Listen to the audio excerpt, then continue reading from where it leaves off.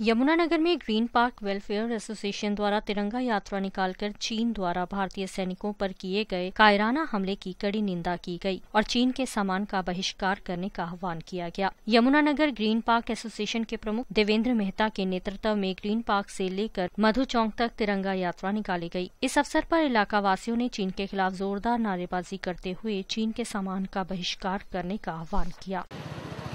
शहीदों को नमन करने के लिए और जो चाइना का जो सामान है उसका बहिष्कार करने के लिए बायकॉट करने को लेकर ग्रीन पार्क के सभी लोगों ने आज इकट्ठे होकर तिरंगा मार्च निकालने का निर्णय लिया है और उसी के तहत आज ये आयोजन किया जा रहा है। जो हमारे शहीदों की शहादत हुई है उनकी शहादत व्यर्थ ना जाए, आम लोगों को इस संबंध में जागरूक करने के लिए आज आपने देखा होगा कि पूरे देश में देशभक्ति का जज्बा हुआ है। जगह जगह पर चीन के सामान का बायकॉट किया जा रहा है और इस सीधा असर चाइना को हो रहा है।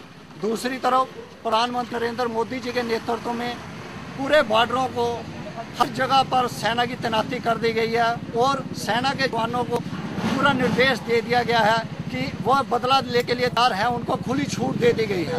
तो जो ये सरकार ने निर्णय लिया है बहुत बढ़िया निर्णय लिया है। अब की बार बख्शे नहीं जाएंगे। चाइना के जो जवान हैं उनको मुंह की खानी पड़ेगी और इसी के लिए हम ये सबसे जन से आह्वान कर रहे हैं कि चाइना के सामान का बहिष्कार किया जाए। चाइना के सामान का बहिष्कार होने जब वो आर्थिक रूप से कमजोर होगा तो उनके घर में उनके देश में ही बगावत हो जाएगी और बगावत का निर्णय ये होगा कि उनको जो राष्ट्रपति है राष्ट्रपति को अपनी गद्दी गंवानी पड़ेगी और उसके बाद भारत की जो शक्ति है दिनों दिन वैसे भी आगे बढ़ रही है, लेकिन चीन को परास्त करने के बाद और शक्ति बढ़ेगी और जो भारत विश्व गुरु माना जाता है वो विश्व गुरु ही कहलाएगा। ये हमारे देश का बहुत बढ़िया निर्णय है और हमारे मुख्यमंत्री जी ने ये निर्णय तुरंत लिया। इस कारण लिया कि चाइना को अगर चाइना समर्थित कोई भी चीज बनती चली जाएगी, चाइना को आर्थिक रूप से मदद मिलती चली जाएगी और हम जो लोग कमजोर होते चले जाएंगे। इस कारण जो भी मुख्यमंत्री ने निर्णय लिया बहुत ही बढ़िया निर्णय लिया। यमुनानगर में उसके साथ साथ हिसार का टेंडर भी था उनके पास, चाइना कंपनी के पास, दोनों निलंबित कर दिए गए। हाँ, धीरे धीरे कम किया जा सकता है, एकदम कम नहीं किया जा सकता चाइना के सामान को, कि हम उसके ऊपर बहुत मजबूर हो चुके हैं। हमारे जो भी जो भी फैक्ट्रियों में काम होता है, जो भी सामान आता है उसमें चाइना का बहुत बड़ा योगदान है। 80% चाइना का योगदान है, 20% इंडिया का योगदान है। अब धीरे कम किया जाएगा। अगर एकदम चाइना को बहिष्कार कर देंगे तो सारी कंपनियां, इंडिया की कंपनियां बंद हो जाएंगी। अब की बार मोदी जी ने सेना को पूरी खुली छूट दी है। चीन ये भूल जाए कि जो 1962 वाला समय था अब 1962 वाला समय नहीं है। अब जो है ना मोदी जी के हाथों में बागडोर है, सेना जी को पूरी छूट है।